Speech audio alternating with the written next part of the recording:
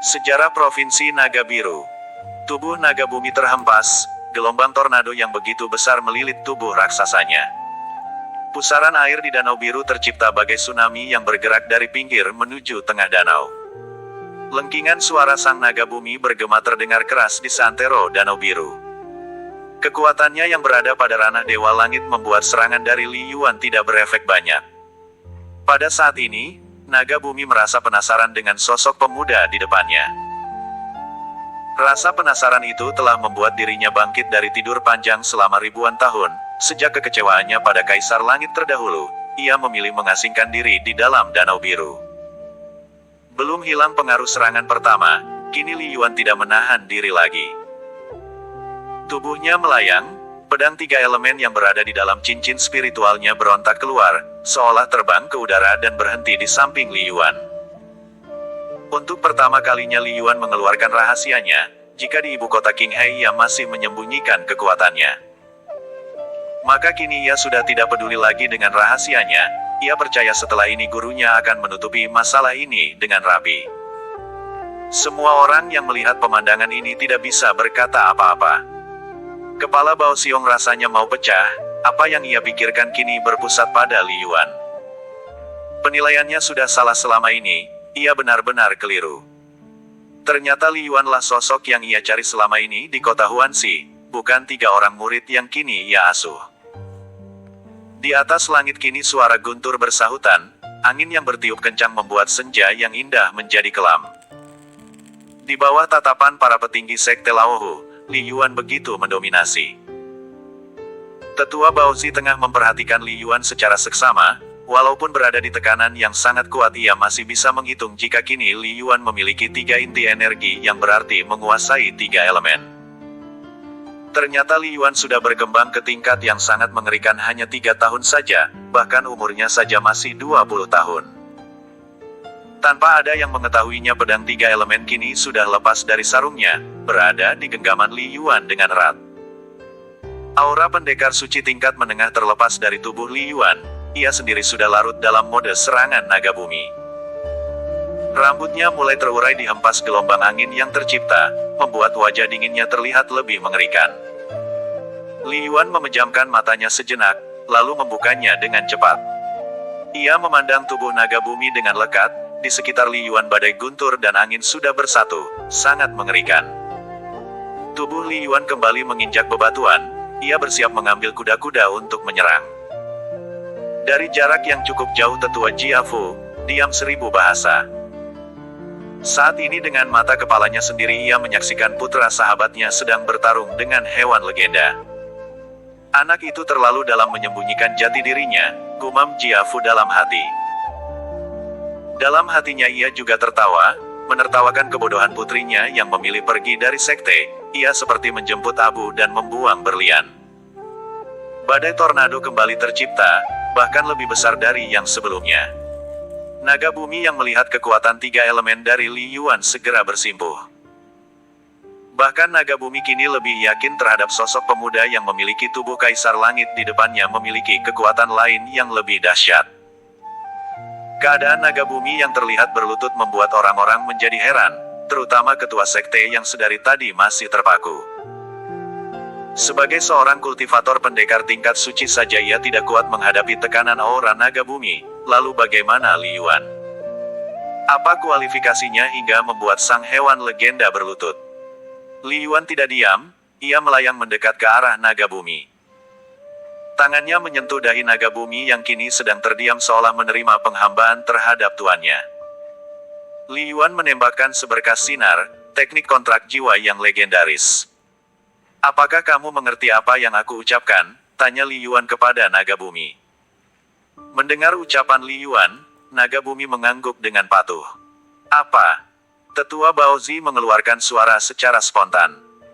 Mulutnya menganga melihat aksi Li Yuan dalam menaklukkan naga bumi. Antara percaya dan tidak, tapi pemandangan ini sudah terpampang jelas di matanya. Ini berarti orang yang selama ini dicari adalah dirinya, sosok pewaris penguasa Provinsi Naga Biru, ucap Baozi sambil tersenyum cerah. Sementara Bao Xiong yang mendengarnya hanya tersenyum pahit, wajahnya terlihat buruk. Menurut catatan sejarah, setiap wilayah alam langit memiliki pelindung masing-masing. Kaisar Langit pertama pada waktu itu memiliki tingkat penguasa, mengendalikan alam langit dengan kekuatan mutlak. Kekuatannya sungguh luar biasa, untuk mengendalikan wilayah alam langit yang begitu luas. Kaisar Langit tersebut membagi kekuatannya kepada 4 hewan spiritual yang akan menjaga wilayah alam langit. Di Provinsi Naga Biru, terdapat hewan naga bumi yang telah ditugaskan untuk melindungi wilayah Naga Biru. Sebagai hewan mitologi terkuat, wilayah Naga Biru mendapatkan predikat sebagai wilayah yang paling disegani. Namun karena suatu hal, terjadi ketidakcocokan sifat dengan Kaisar Langit generasi selanjutnya yang berasal dari Provinsi Naga Biru. Setelah itu Naga Bumi menghilang dan baru kali ini muncul di Sekte Laohu. Fenomena munculnya hewan mitologi juga terjadi pada wilayah lainnya. 3 provinsi besar sudah terlebih dahulu membangkitkan hewan mitologi. Bahkan Sekte Api Abadi sudah membangkitkan hewan mitologi Phoenix Api melalui ritual khusus. Apakah kau bisa berubah wujud? Tanya Li Yuan kepada Naga Bumi. Tiba-tiba cahaya keemasan muncul, kekuatan Naga Bumi juga menjadi bertambah setelah mengalami kontrak jiwa dengan Li Yuan. Dari balik cahaya tersebut muncul sosok wanita yang sangat cantik dan dapat mengambang di udara. Selain Li Yuan, jelmaan Naga Bumi juga menguasai elemen angin. 1. Bagus, ucap Li Yuan sambil mengangguk pelan. Pemandangan 2 orang sedang berbicara di atas udara membuat para petinggi Sekte Laohu hanya menelan ludah. Mereka adalah pembudidaya elemen tanah, jadi mustahil mengambang di atas udara. Tuan, maaf saya ingin bertanya. Apakah hubungan Tuan dengan Kaisar Yuan Sang? Mendengar ucapan wanita cantik jelmaan Naga Bumi tersebut, alis mata Li Yuan sedikit terangkat. Beliau adalah guruku, jawab Li Yuan tanpa menyembunyikannya. Salam Tuan Muda, maafkan atas kelancangan hamba, ucap wanita tersebut. Kini sikapnya menjadi lebih sopan pada Li Yuan. Siapa namamu? Tanya Li Yuan. Hamba adalah Dilong, jawab sosok wanita muda tersebut dengan sopan. Jangan panggil aku Tuan Muda, namaku adalah Li Yuan, ucap Li Yuan. Maaf Tuan, Anda adalah Tuan saya. Saya sudah ditakdirkan untuk melayani dan mengawal sang penguasa, ucap Dilong dengan tenang. Baiklah jika itu membuatmu nyaman, namun mulai sekarang aku akan memanggilmu Li Jieru, ujar Li Yuan. 1. Nama yang sangat bagus, saya menyukainya, jawab Li Jieru. Sekarang kita sebaiknya turun dan membereskan sedikit kekacauan yang baru saja terjadi, ucap Li Yuan sambil turun ke tanah menuju gurunya, Tetua Baozi. Menyembunyikan peristiwa besar, Li Yuan dan Li Jieru berjalan menuju kediaman gurunya. Li Yuan dapat melihat para petinggi Sekte Laohu yang menatapnya dalam diam, terutama Tetua Jiafu yang tampak tertekan. Hal ini tentu saja berhubungan dengan kekuatan yang baru saja ia tunjukkan. Ada alasan bagi Li Yuan untuk mengekspos kekuatannya. Li Yuan melirik para tetua yang kini sudah hadir lengkap, baru kali ini juga Li Yuan bisa berpapasan langsung. Mereka kini semua berada di teras kediaman Tetua Baozi. Ada beberapa kursi panjang yang cukup untuk menampung beberapa orang. Pada saat ini selain Tetua Baozi dan Ketua Sekte, hadir pula 8 orang tetua yang mewakili setiap paviliun Sekte Laohu. Sekte Laohu sendiri memiliki 9 orang tetua termasuk Tetua Baozi. Jumlah tersebut tidak bertambah maupun berkurang hingga saat ini. Hormat pada guru, ketua, dan para tetua, ucap Li Yuan dengan hormat kepada para petinggi Sekte Laohu. Sekilas Li Yuan menggerakkan pupil matanya ke kiri dan ke kanan seolah mencari sesuatu. Duduklah, ucap Tetua Baozi singkat, sorot matanya tampak lemah. Li Yuan menarik kursi, kemudian duduk. Di sampingnya, wanita cantik yang bernama Li Jieru juga ikut duduk. Pada saat ini, ada keheningan sejenak, semua pandangan mata jatuh pada wajah Li Yuan. Namun Li Yuan tidak terlalu menghiraukannya. Para tetua hanya duduk dan terdiam, membuat suasana sedikit canggung. Semua orang merasa tertekan dengan aura dari gadis cantik yang berada di samping Li Yuan. Mereka jelas mengetahui wujud asli dari gadis tersebut. Guru, di mana keberadaan Li Tong dan yang lainnya? Tanya Li Yuan mencoba mencairkan suasana. Kamu tidak usah mencemaskan mereka, kini mereka sedang beristirahat. Nanti juga mereka akan siuman, ucap tetua Baozi. Pada kejadian sebelumnya Li Tong dan 3 orang sahabatnya tidak sadarkan diri saat berada di bawah tekanan aura naga bumi. Kultivator yang berada di bawah alam langit sudah dipastikan tidak akan sanggup bertahan, tekanan aura naga bumi memang sangat mengerikan. Baik guru, sahut Li Yuan yang semula merasa agak bersalah. Dalam benaknya ia sangat mengkhawatirkan para sahabatnya, kekuatan yang ia keluarkan memang berada di batas toleransi kultivator di ranah pendekar raja. Pada pertarungan sebelumnya Li Yuan jika ingin mengetahui batas kekuatannya, sehingga untuk kedepannya ia bisa mengukur kekuatannya. Kemampuanmu sangat luar biasa. Aku tidak menduga jika Sekte Laohu bisa memiliki seseorang seperti dirimu, ucap ketua Sekte Bao Xiong. Li Yuan mengerutkan keningnya, ia tidak berharap jika ketua Sekte akan menjilatnya pada saat seperti ini. Li Yuan tersenyum tipis lalu berkata, terima kasih atas perhatian ketua Sekte, namun pada saat ini aku memiliki permintaan. Apa itu? Katakan saja. Bahkan jika kamu ingin menjadi seorang tetua atau jabatan penting lainnya aku tidak akan menolaknya, jawab Bao Xiong dengan cepat. Li Yuan mengerutkan dahinya sekali lagi, ia benar-benar bingung dengan jalan pemikiran ketua sektenya. Kemudian ia melipat bibirnya dan berkata, Ketua, mohon maaf aku tidak tertarik dengan jabatan maupun yang lainnya terkait kekuasaan di sekte. Lalu, hal apa yang perlu aku lakukan untukmu? Tanya ketua sekte dengan cemas. Peristiwa barusan, aku ingin dirahasiakan. Kecuali orang-orang yang hadir di sini maka berita tentang kekuatanku harus diredam. Aku juga berharap para tetua bisa bersikap sewajarnya kelak, ujar Li Yuan. Li Yuan menyadari, dirinya takkan selamanya bisa menyembunyikan kekuatannya dari semua orang. Cepat atau lambat ia takkan bisa sembunyi dari banyak orang, tetapi jika itu hanya sebatas kalangan tertentu maka tidak akan menjadi masalah. Semua aspek pasti ada untung ruginya. Memikirkan keluarganya, klan Li adalah kekuatan yang harus ia bangun di kemudian hari. Itu adalah perkara yang sangat mudah, kami akan mengaturnya dengan baik untukmu, ucap ketua sekte dengan senang. Li Yuan mengangguk puas, lalu ia memandang Li Jieru yang hanya terdiam. Saat ini, aku ingin membicarakan banyak hal kepada Li Jieru. Besok aku akan bertemu kembali dengan ketua dan para tetua lainnya, ucap Li Yuan dengan sopan. Baiklah jika begitu, tidak masalah jika sekarang kamu ada keperluan lain, ucap ketua sekte dengan semangat. Jika demikian aku mohon pamit, ucap Li Yuan sambil berdiri dan diikuti oleh Li Jieru. Keduanya melompat, lalu menghilang di langit yang sudah mulai menghitam.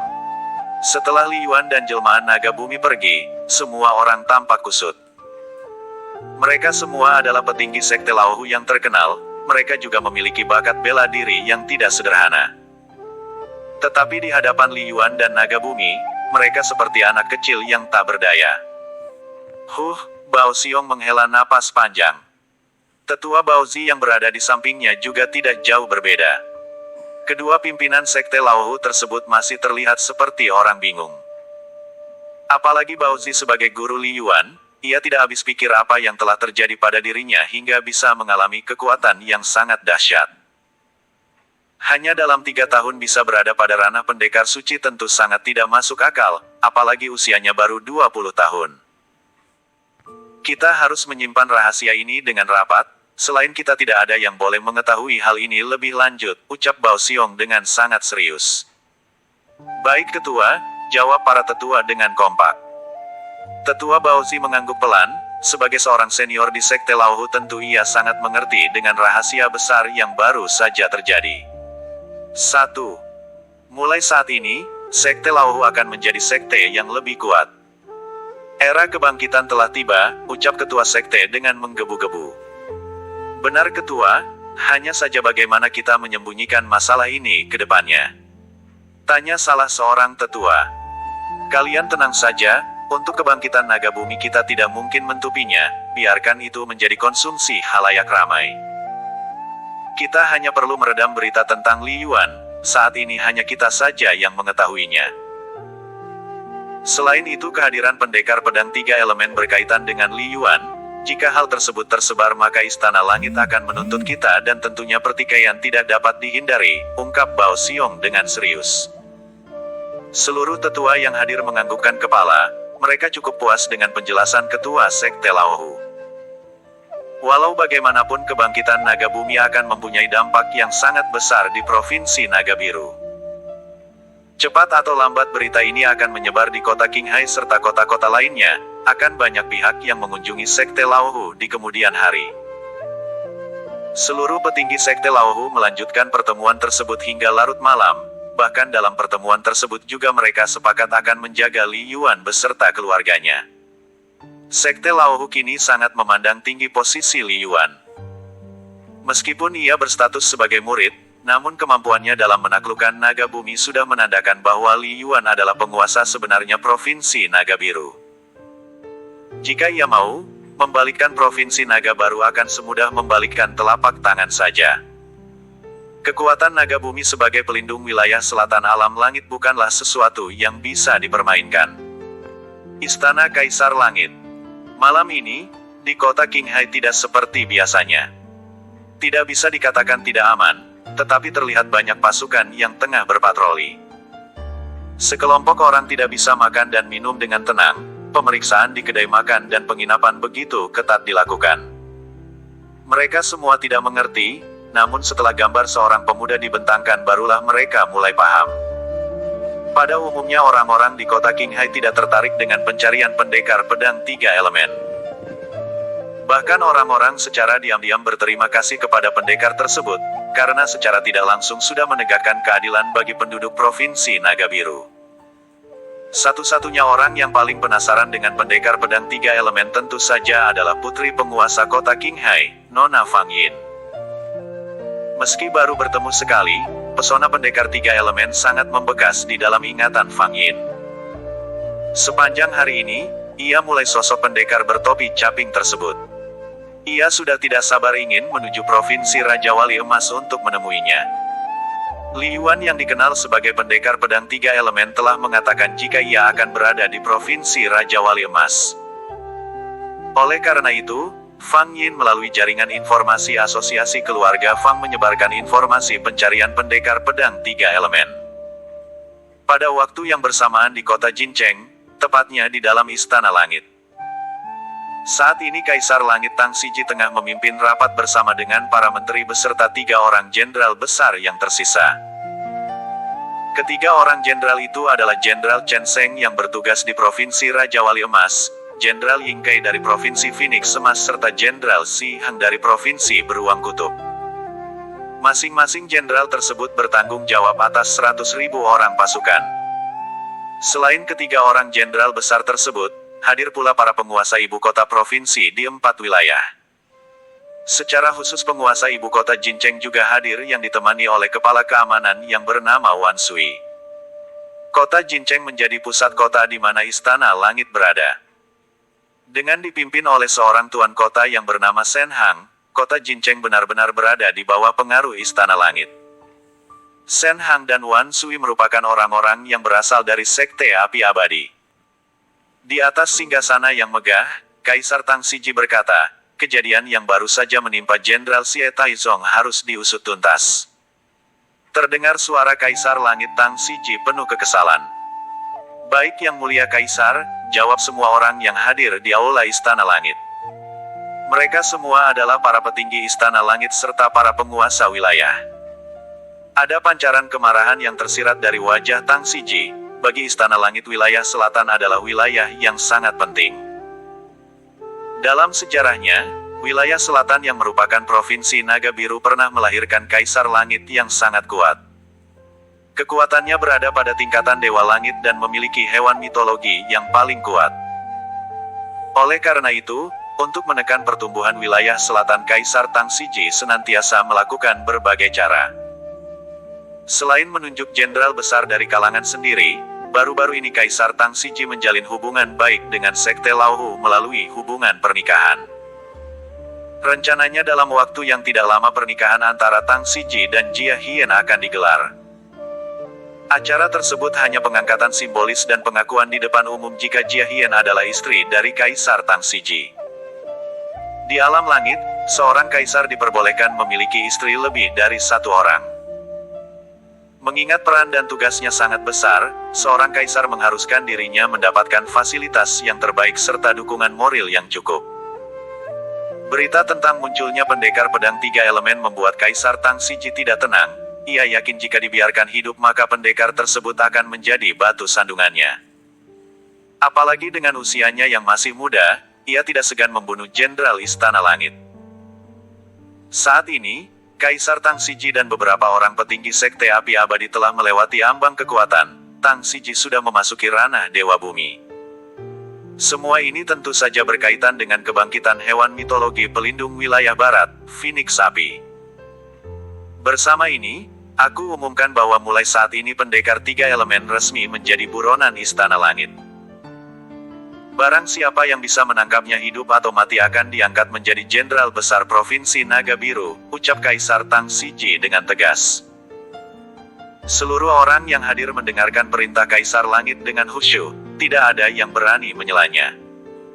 Pendekar pedang tiga elemen yang baru saja viral di kota Qinghai kini sudah resmi menjadi buronan kekaisaran.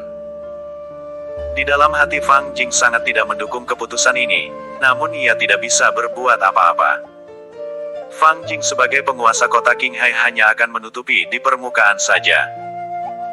Namun ia tetap mendukung pendekar pedang tiga elemen, karena ia yakin kelak bahwa dirinya akan memutarbalikkan alam langit.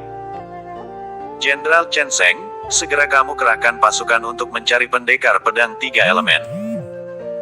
Kamu juga berhak memimpin pasukan untuk menggeledah Sekte Angin Puyuh, ucap Kaisar Tang Siji yang sudah berbentuk perintah.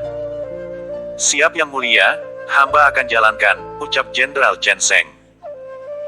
Setelah berkata demikian ia melirik ke arah Yue Fei yang merupakan penguasa Provinsi Raja Wali Emas yang berpusat di kota Nanguan. Selanjutnya Kaisar Langit berdiskusi hingga malam, setelah sekian lama baru kali ini muncul masalah serius. Kematian Jenderal Xie Taizong tidak hanya mengganggu stabilitas Kemanan, tetapi juga mengancam kekuasaan Kaisar Langit. Pada saat ini juga diputuskan bahwa untuk mengisi kekosongan Jenderal Besar Wilayah Naga Biru, Kaisar Tang Siji mengangkat Wan Sui sebagai jenderal sementara. Dengan demikian, dominasi orang-orang Sekte Api Abadi akan terulang. Saat ini hanya terjadi generasi saja. Sudah diketahui bersama jika Wan Hui adalah kepala keamanan kota Jincheng dan merupakan saudara seperguruan Tang Siji di Sekte Api Abadi. Dalam hal ini Kaisar Langit benar-benar khawatir tentang jabatannya. Ia tidak percaya kepada orang-orang di Provinsi Naga Biru. 1. Malam ini Jia Hien sudah tiba di Istana Langit. Berita ini disampaikan langsung oleh Kepala Kasim Istana. Jia Hien juga sudah menempati sebuah istana khusus untuk istri Kaisar. Ada beberapa murid yang menemani kedatangan Jia Hien, hingga acara pengukuhan selesai dilaksanakan. Sungguh sangat luar biasa. Bangunan ini begitu luas dan megah, ucap Jia Hien dengan kagum. Di sampingnya, tampak dua orang sahabat setianya. Mereka adalah orang yang sama yang mengalami nasib buruk bersama Jia Hien saat ditangkap oleh kelompok Mawar Hitam. Kamu sangat beruntung, bisa menikah dan tinggal di Istana Langit, timpal sahabatnya yang bernama Nuhume. 1. Kamu sangat beruntung, bisa menikah dan tinggal di Istana Langit, timpal sahabatnya yang bernama Nuhume. 1. Iya, kamu beruntung sekali, ucap sahabat lainnya yang bernama Nunian. Kedua orang sahabat Jia Hien adalah merupakan dua orang bersaudara yang berasal dari kota Qinghai. Sejak kecil mereka sudah berteman dengan akrab, dengan bantuan Jia Hien keduanya juga memiliki tingkatan pendekar raja di usia yang mendekati 20 tahun.